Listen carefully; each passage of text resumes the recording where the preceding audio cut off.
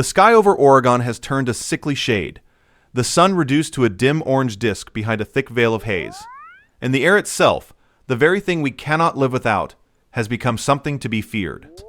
Across the state, wildfire smoke has settled in, and now the air quality in 3 separate Oregon cities has crossed into the unhealthy range, a level at which the very act of breathing becomes a risk to health. And the situation is not staying put. The smoke is on the move, drifting steadily eastward, carried by the prevailing winds toward Idaho, threatening to spread the unhealthy air across state lines and into new communities that may not yet realize it is coming. This is a fast-developing air quality emergency, and understanding what it means, why it is so dangerous, and what people should do about it right now is essential for everyone living anywhere in the path of the smoke. In this video, we are going to make sense of this developing emergency and what it means for everyone in its path. We are going to explain what it actually means for the air to be unhealthy, and why the fine particles in wildfire smoke are so dangerous. We are going to look at the health effects and who is most at risk, why the smoke is on the move, and how far it can travel, and what the eastward drift toward Idaho means for the communities in its path. We are going to lay out exactly what people should do to protect themselves and the vulnerable, and why staying informed matters so much in a situation that can change by the hour. And we are going to place this event in the larger context of a region where wildfire smoke has become a recurring threat. Stay with us, because this is fast developing, and knowing how to respond could protect your health and the health of the people you care about. To understand the seriousness of the situation, you first have to understand what it means for the air to be unhealthy, because the term is not vague or arbitrary but reflects a specific and measurable threshold of danger. Air quality is measured and categorized according to the concentration of pollutants in the air. And when the air is described as unhealthy, it means that the level of pollution has climbed to a point where it poses a genuine risk to health, not just for the most vulnerable, but for the general population. When wildfire smoke is the cause, the primary pollutant of concern is the fine particulate matter, the tiny particles produced by the burning of vegetation. And it is the concentration of these particles that determines how unhealthy the air has become. When 3 cities cross into the unhealthy range, it means that the smoke has grown thick enough that the air in those cities has become genuinely hazardous to breathe. The fine particulate matter in wildfire smoke is the key to understanding why the unhealthy air is so dangerous. These particles are extraordinarily small enough to be inhaled deep into the lungs and even to pass into the bloodstream. And it is this ability to penetrate deep into the body that makes them so harmful. When people breathe air laden with these fine particles, the particles can irritate the airways, aggravate the lungs, and trigger a range of adverse health effects, from the immediate discomfort of coughing and irritated eyes and throat, to more serious consequences for the heart and lungs. The fine particulate matter is the reason that wildfire smoke is not merely unpleasant, but genuinely dangerous. And it is the reason that the unhealthy air now covering the 3 Oregon cities is a serious threat to the health of the people who live there. The health effects of breathing unhealthy air laden with wildfire smoke can be significant, and they fall along a spectrum from the mild to the severe. In the short term, exposure to the smoke can cause irritation of the eyes, the nose, the throat, and the airways, along with coughing, and can make breathing more difficult.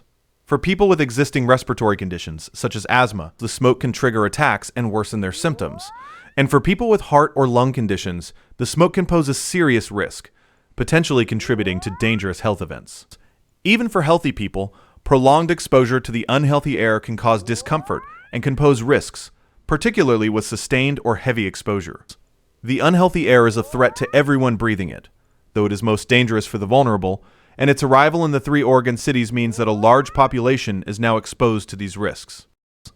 The people most at risk from the unhealthy air are the vulnerable, those whose health makes them especially susceptible to the effects of the smoke. The elderly are at heightened risk, because their bodies may be less able to cope with the effects of the pollution, and they are more likely to have the underlying conditions that the smoke can worsen.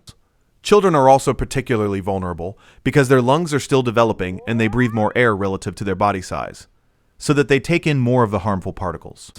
People with respiratory conditions like asthma, and those with heart or lung disease, face serious risks from the smoke, which can aggravate their conditions and, in the worst cases, contribute to dangerous health crises. Pregnant women are also considered to be at elevated risk. For all of these vulnerable groups, the unhealthy air now covering the 3 Oregon cities is a genuine danger, and they are the ones who must take the greatest care to protect themselves. Now, the situation is made more alarming by the fact that the smoke is not staying in place, but is on the move, drifting eastward, carried by the winds, toward Idaho. This movement of the smoke is a crucial part of the story because it means that the unhealthy air is not confined to the 3 Oregon cities, but is spreading, threatening to bring the hazardous conditions to new communities in its path. As the smoke drifts east, it can degrade the air quality in the areas it reaches, potentially pushing the air in those places into the unhealthy range as well. The communities to the east, in the path of the drifting smoke, including those across the state line in Idaho, face the prospect of the unhealthy air arriving in the coming hours and days, and they would do well to prepare for the possibility of the hazardous conditions reaching them. The movement of the smoke illustrates one of the most important and often underappreciated features of wildfire smoke, which is its ability to travel great distances and to affect areas far from the fires that produce it. The smoke from wildfires can be carried by the winds across vast distances, spreading the harmful particles far beyond the immediate vicinity of the flames, so that communities that are nowhere near a fire can find their air quality degraded by smoke that originated many miles away. The drift of the smoke from Oregon toward Idaho is an example of this. The way that the smoke can cross from one area to another, one state to another, carried by the winds, spreading the unhealthy air as it goes. This means that the danger of the smoke is not limited to the areas where the fires burn, but can extend across a wide region, wherever the winds carry the smoke. Because the smoke is moving, the situation is dynamic and can change quickly. And this is important for everyone in the region to understand. The air quality in a given place can shift as the smoke moves, worsening as the smoke arrives and potentially improving as it passes or as the winds change.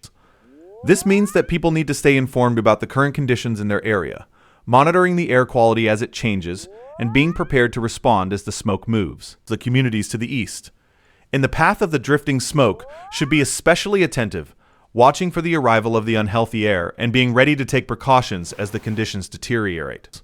The dynamic nature of the situation, with the smoke on the move, means that the danger can arrive suddenly and can shift rapidly.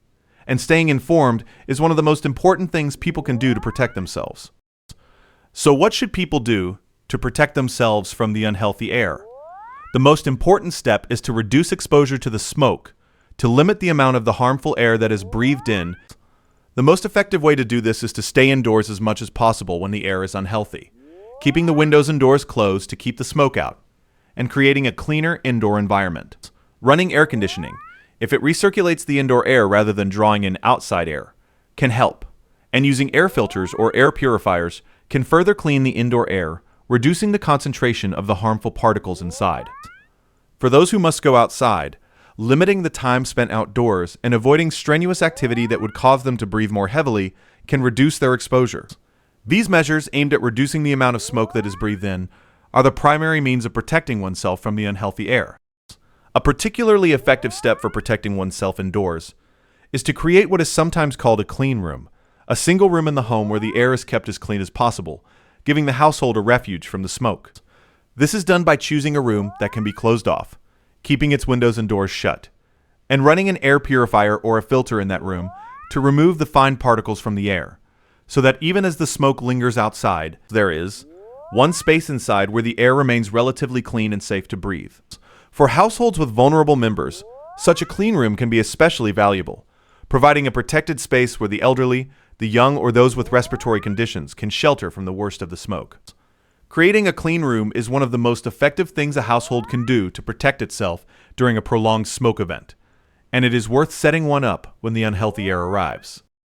For those who cannot avoid being outside or who need additional protection, wearing a proper mask can help to reduce the amount of the fine particulate matter that is inhaled.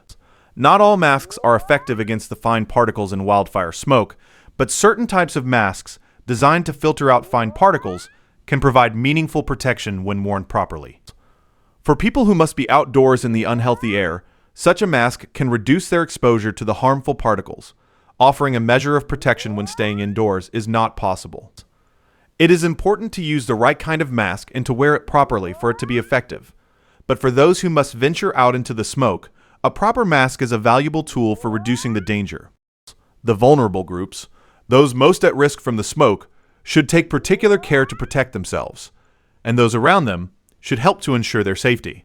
The elderly, the young, those with respiratory or heart conditions, and other vulnerable people should be especially diligent about staying indoors and reducing their exposure, because the smoke poses the greatest danger to them.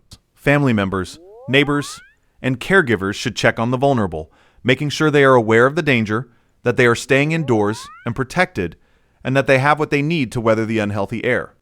For those with respiratory conditions, it is important to have their medications on hand, and to follow their treatment plans, and to seek medical attention if their symptoms worsen. Protecting the vulnerable is one of the most important aspects of responding to the unhealthy air, and it requires the attention and the care of the whole community. Staying informed is another crucial part of protecting oneself, because the situation is dynamic, and the conditions can change. People should monitor the air quality in their area, using the resources available to track the current conditions and the forecasts so that they know when the air is unhealthy and when it is safe. This is especially important for the communities in the path of the drifting smoke, who need to know when the unhealthy air is arriving so that they can take precautions. Staying informed also means paying attention to the guidance of the authorities, who may issue advisories and recommendations as the situation develops, and following that guidance to stay safe. In a dynamic situation like this, with the smoke on the move and the conditions changing, staying informed is essential to knowing when and how to protect oneself. It is worth understanding the broader context of this event, because the unhealthy air over Oregon and the drifting smoke are part of a larger pattern of wildfire smoke affecting the region, a pattern that has become an increasingly common feature of life in the West. As wildfires have grown larger and more frequent, the smoke they produce has become a recurring hazard, degrading the air quality across wide regions and affecting the health of large populations. The event now unfolding in Oregon, with the unhealthy air covering 3 cities and the smoke drifting toward Idaho, is one instance of this larger phenomenon, a reminder of the way that wildfire smoke has become a serious and recurring threat to public health across the West. This broader context is important, because it means that events like this are not isolated, but part of a pattern that is likely to continue and even to worsen, making the understanding of the danger and the knowledge of how to respond ever more important. The connection between the wildfire smoke and the broader trends affecting the region is significant, because the increasing frequency and severity of wildfire smoke events is linked to the same factors that are driving the larger wildfire crisis. As the climate warms and the conditions become more conducive to large and intense fires, the smoke those fires produce becomes a more frequent and more serious hazard, affecting more people more often. The unhealthy air now covering the 3 Oregon cities is a manifestation of this larger trend, a sign of the way that the changing conditions are increasing the danger of wildfire smoke. This means that the kind of event now unfolding is likely to become more common, and that the communities of the West will need to become increasingly prepared to cope with the recurring hazard of unhealthy air from wildfire smoke for the communities now affected. And for those in the path of the drifting smoke, the immediate concern is getting through the current event safely, protecting themselves and the vulnerable until the smoke clears and the air quality improves. The unhealthy air will persist as long as the smoke remains, and the conditions could worsen or shift as the smoke moves and the winds change. So people need to stay vigilant and to continue taking precautions until the danger has passed.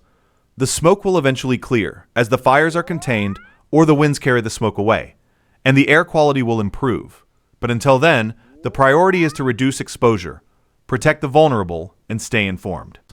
Getting through the event safely is the immediate goal, and it requires the sustained attention and care of everyone in the path of the smoke. The eastward movement of the smoke toward Idaho means that the story is not only about Oregon, but about the wider region, and the communities across the state line should be preparing for the possible arrival of the unhealthy air. As the smoke drifts east, the communities in its path, including those in Idaho, face the prospect of the hazardous conditions reaching them, and they should be watching the air quality, staying informed, and being ready to take precautions. The crossing of the smoke from one state to another is a reminder that the danger does not respect boundaries, that the unhealthy air can spread across a wide region, and that the communities in the path of the drifting smoke, wherever they are, need to be prepared. The movement toward Idaho extends the reach of the event, turning a regional air quality emergency into one that spans state lines and threatens a wider population. In the end, the story of the unhealthy air over Oregon and the smoke drifting toward Idaho is a story about a serious and fast-developing public health hazard, one that demands the attention and the response of everyone in its path. The unhealthy air is a genuine danger, threatening the health of the people who breathe it, especially the vulnerable. And the movement of the smoke means that the danger is spreading, reaching new communities as it drifts east. Understanding the danger, knowing how to protect oneself, and staying informed as the situation develops are the keys to getting through the event safely. And the event is a reminder of the broader reality of wildfire smoke in the West, a recurring hazard that has become an increasingly common feature of life in the region, one that demands preparation and vigilance. The smoke will clear in time, but until it does, the unhealthy air remains a threat, and the priority for everyone in its path is to stay safe, protect the vulnerable, and wait for the sky to clear and the air to become